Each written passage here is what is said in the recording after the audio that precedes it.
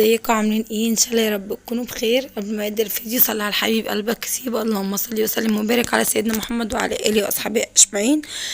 رجعت لكم بقى خلاص كده بقى في فيديوهات بقى، خلاص كده قعدت استقريت في شقتي، وان شاء الله بقى ايه كل يوم فيديو كده، يوم ويوم على حسب ايه ما قدرت ان شاء الله هنزل لكم، يعني مش هغيب عليكم تاني عشان انتوا بتوحشوني. هنا بقى هعمل ايه، ده روتين طبعا تاني يوم العيد بقى. خلاص اول يوم العيد طبعا بقى كنا رنجة وسردين بقى وكده، خلاص كنا ملوحة يعني. وانتوا بقى اكلتوا ايه اول يوم العيد؟ هنا بقى ده تاني روتين تاني يوم بقى العيد. قلت بقى خلاص بقى ايه، نطلع كيس وراك كده من الفريزر ونعمل جنبيه ايه شوية بقى بسلة وشوية رز برضو بسلة كنت مفرزها معاكم، والفيديو كامل على اليوتيوب وايه وقلت بقى ايه نطلع كده كيس بسلة وكيس فراخ. الفراخ اللي انتوا شايفينها دي تربيش انا اللي مربيها طبعا بقى. يعني ما صورتلكوش حاجة كتير جدا في رمضان. اول حاجة جبت فراخ وربيتها وكبروا وذبحتهم. انا برضو اللي بذبح وانا اللي بنضف، مش بحب اخرج حاجتي برا. مش عشان حاجة، بس انا بحب اعمل حاجتي بايدي، واكيد اي ست بيك كده يعني ما بتحب تعمل حاجتها هي بايديها.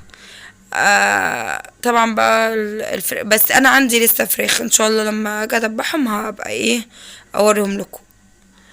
هنا بقى خلاص حطيت لها بقى حبايه ورق لوري بصلايه ملح وفلفل ايه وسبتها بقى كده ايه تستوي بقى مع نفسها. الوراك مش هسويها او اسويها نص سوا عشان لسه هدخلها الفرن. هنا بقى دي بصلايه واحده، بصلايه متوسطه قطعتها حطيت على الماده الدهنيه اللي تحبوها. انا بحب احط ايه دي. وعندي ليا بتاعت الخروف مخلي يعني ممكن اسيحها وكده، بتبقى طعمها حلو جدا في الملوخيه بالذات. بس انا مخليها للحواوشي للكفته الحاجات دي، مادام متوفر عندي حاجه تانية خلاص. هحط بقى هنا دي بصلايه متوسطه واحط عليها معلقه دهن، ممكن تحطوا سمنه على زيت اللي تحبوه على حسب ما بتاكلوا يعني. هنا بقى دي طماطم متصفيه اشوح بقى البصليه دول بس كده تدبل. ده بصل ابيض مش اللي هو الاحمر يعني، فبحس انه بياخد سوا شويه عن ايه عن عن البصل التاني. هشوح بقى فيها كده لحد يا دوب تدبل، بس انا مش عايزاها تحمر، مش بحب احمر اي بصل هعمل سواء للمحشي او او لطبيخ او اي حاجه. بحب بس ان هو يدبل مش اكتر. وعايزاكم بقى تقولوا لي قضيتوا العيد ازاي وخرجتوا ولا قعدتوا في البيت زي حالاتي بالعيال ولا عملتوا ايه.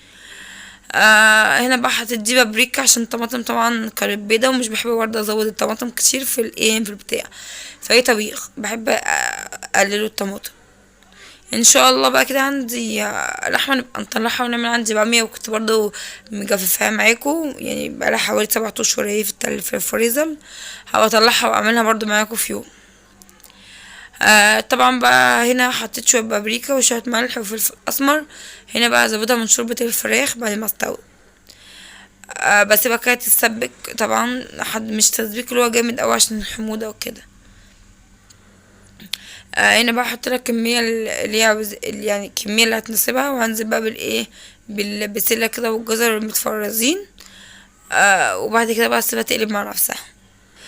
طبعا لو تحسوا ان انا صوتي متغير يعني انا اصلا كنت تعبانه ويعني الموضوع طويل يعني. انا الحمد لله ان انا لسه يعني موجوده معاكم وان انا لسه بتكلم، ويعني ربنا يعني ايه ربنا يدينا الصحه والعافيه زي ما بيقولوا، ويحسن ختمتنا دي اهم حاجه. هو حصل لي موقف كده في رمضان اللي هو آه مش عارفه والله اجيبهولكوا ازاي. بس دي بقى هنا طماطم هعمل بقى الفراخ وادخلها في الفرن. الموقف بقى اللي حصل لي ان انا حسيت ان انا نمت في يوم، قمت في السحور عادي زي اي حد. ما حسيتش حسيت ان قلبي وقف، ما فيش نسبة اكسجين خالص. حسيت بزرقان في ايدي وعروق ايدي، حسيت انها نفخت و بصوا حسيت ان انا لدرجة ان انا فقدت الوعي. ما حسيتش بدنيا وما حسيتش غير يعني بابا انا بيفوقني، فحسيت ان هو ان انا بموت. اللي هو بقيت اقول له وديني مستشفى وديني مستشفى. بس يعني ربنا استرها ان انا يعني كاني ربنا اخد روحك ورجعها تاني. فانا طبعا يعني مش عشان حاجة، يعني انا مش خايفة من الموت ولا حاجة يعني. بس انا حسيت يعني في ساعتها، مش عارفة، هو يعني انا قعدت طبعا اعيط ساعتها بعد ما فوت. انا عامة اصلا عندي حساسية، الجنوب الانفية عندي ملتهبة، فالموضوع ده بيجيلي طبعا مع تغيير الجو وكده فبتعب، دموعي بتنزل لوحدها، مش انا قصدي ان انا اعيط والكلام دوت. اكيد طبعا الناس اللي هي عندها جنوب الانفيه ملتهبه، عندها جنوب الانفيه وحساسيه، هتعرف الشعور او الوجع عامل ازاي. بس كده طولت عليكم او انت رغايه خالص بتحكي لنا قصه حياتك. طبعا بقى دخلت كده اسمه ايه الفراخ زي ما انتوا شفتوا، هديها من الاول من تحت صدمه، وبعد كده بقى على الشويه. هنا بقى هنعمل شويه الرز كده بشعريه جنب البسله. حطيت دي سمنة بلدي برضو كنت مسيحاها لما صورت الكوشة. انا حملت حاجات كتير جدا، بس حسيت ان التصوير هياخد مني وقت، وفي نفس الوقت كان معايا ولادي وكده، وكان في رمضان وكان وقت كالسيف ولم تقطعه قطعك. طبعا كنت طبعا طول الشهر مقضية عند حماتي، وكنت بشوف لها طلباتها.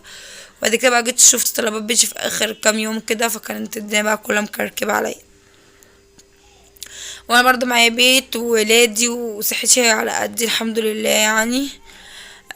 فاللي هو قلت طبعا التصوير الكلام دوت. فانا بقى عملت اللي عملته، خدت جولة بس كده في الشقة ووريت لكم الشقة بعد طبعا تعب وكده، بس الحمد لله يعني. حمرت بقى الشعرية اول زي ما انتم شايفين في السمنة والزيت. وبعد كده بقى ايه، اول ما تاخد لون جولد كده هنزل بقى عليها بالرز المغسول ومتصفي كويس. طبعا عاملة معاكم الرز كتير يعني، مش فاهمة ماشي، بس قلت ايه عشان الفيديو طبعا ينزلكوا كامل، مش عشان حاجة يعني. بس اهم حاجة لو وصلتوا معانا الفيديو لحد كده ما تنسوش تحطوا لايك. حاسة ان انا رغيت كتير جدا والفيديو طويل جدا، مش فاهمة ليه، بس والله انتوا بتوحشوني، ببقى عايزة اتكلم معاكم. بس بالله عليكم بحطوا لايك واكتبوا لي كومنت حلو كده، انتوا مش بتكتبوا لي كومنتات ليه؟ افضل بقى اشوح في الرز كده، وبعد كده بقى ايه انزل بكمية الشوربة المناسبة ليه والملح. ادي اهو زي ما انتوا شايفين. هفضل بقى اشوح فيه، ما خلاص بقى يا ولي بالك قد ايه بتشوحي فيه. افضل اقلب يمين شمال يمين شمال يمين شمال وبعد كده ما خلاص ايه ده، انزل بقى اهو خلاص الحمد لله خلصنا من مرحلة التقليب. ننزل بقى بالشوربة. في رز بياخد شوربة كتير، في رز بياخد شوربة قليلة، فانت بتعرفي منين؟ من اول مثلا ما تكوني جايبة شكارة اما بتفتحيها بتعرفي بقى من اول مرة الرز بياخد كمية شوربة دي. اللي عندي ده بياخد كمية شوربة كتير جدا، كتير جدا يعني، بيبقى عاوز كده.